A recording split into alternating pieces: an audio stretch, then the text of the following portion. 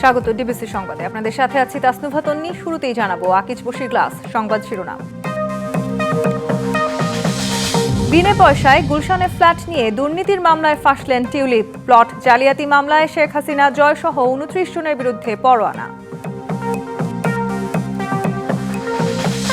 বিসিবিতে দুদকের অভিযান, মুজিব শতবর্ষের নামে 18 কোটি টাকা লোপাটের অভিযোগ। উঠে এলো পাপন, মল্লিক, সুজন, ফাহিমের নাম।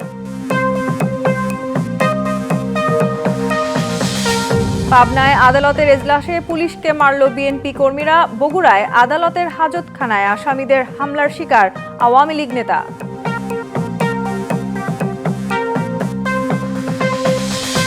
আবারও উত্তপ্ত খুলনা প্রকৌশল ও প্রযুক্তি বিশ্ববিদ্যালয়। তালা ভেঙে আবাসিক হলে ঢুকলেন শিক্ষার্থীরা। উপাচার্যের পদত্যাগের এক দফা দাবি।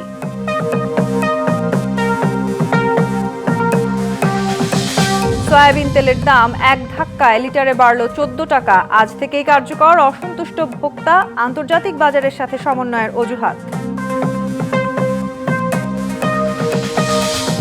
মিয়ানমারে 2 বছরের বন্দিদশা কাটিয়ে দেশে ফিরে আপ্লুত 20 বাংলাদেশি। পাচারকারীদের বিরুদ্ধে ব্যবস্থা নেওয়ার আশ্বাস প্রশাসনের।